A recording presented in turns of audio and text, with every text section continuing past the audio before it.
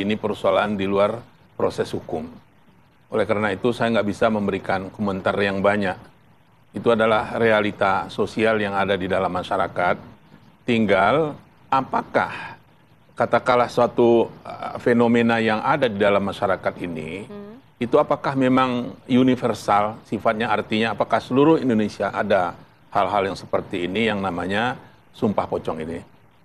Kalau sekiranya itu memang ada, perlu juga dipikirkan tentunya ya, dilihat lagi banyak yang dilibatkan. Kalau di kalangan umat Islam tentu juga perlu diminta pendapat yang resminya dari Majelis Ulama Indonesia. Apakah hal-hal yang kayak begitu dimungkinkan oleh agama Islam?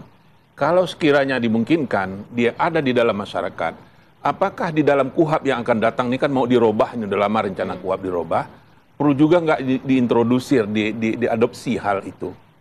Tapi sebelum masuk ke sana harus dibaca dulu nih, secara agama ini clear atau tidak.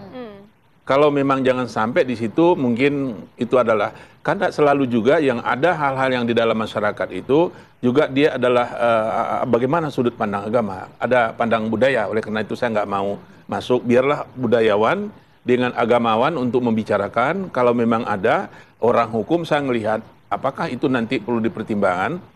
Seperti yang ada juga di dalam hukum acara perdata, mereka itu bisa juga memberikan sumpah untuk melengkapi kesaksian mereka, itu dimungkinkan juga. Apakah itu nanti akan diadopsi juga di dalam hukum pidana?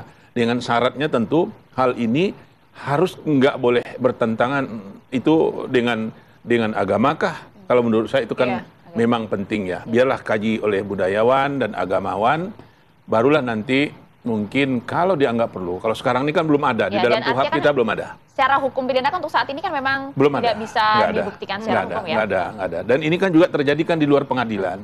Khusus mengenai masalah kasus yang kemarin Saka Tatal kan sudah kesimpulan. Sekarang mungkin saja Pengadilan Negeri Cirebon sudah menyampaikan ke Mahkamah Agung, tinggal kita menunggu apa keputusan, apa putusan dari Mahkamah Agung nanti. Ini kan di luar pengadilan.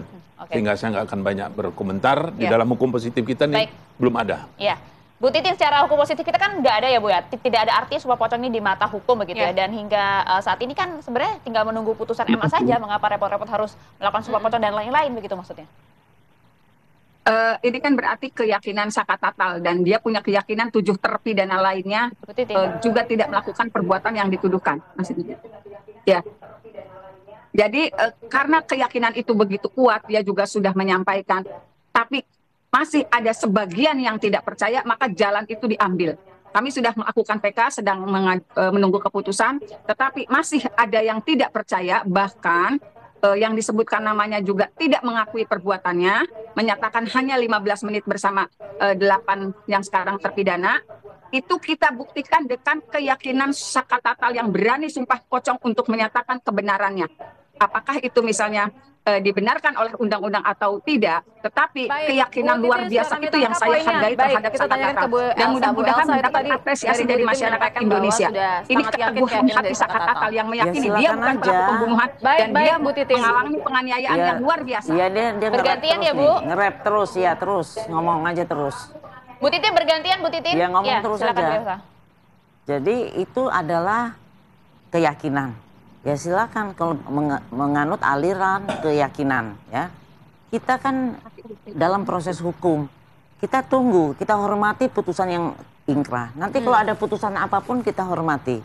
Jadi nggak perlu, jangan melakukan suatu adegan-adegan yang nantinya tujuannya no viral, no justice, no good jadinya ya. Jadi saya bilang silakan kita hormati apa yang dia lakukan, itu kan untuk keyakinan dia sendiri atau untuk melihat ke publik, tapi kan apakah itu bisa mempengaruhi hakim? Karena yang punya keyakinan untuk memberikan putusan adalah hakim. Hakim dengan keyakinannya apakah ini bisa dikabulkan atau tidak dikabulkan. Meskipun dituding nanti nggak berani karena kemudian susah dibuktikan dan lain-lain, serahkan ke hukum saja. Kita tidak berani, kepada Allah aja.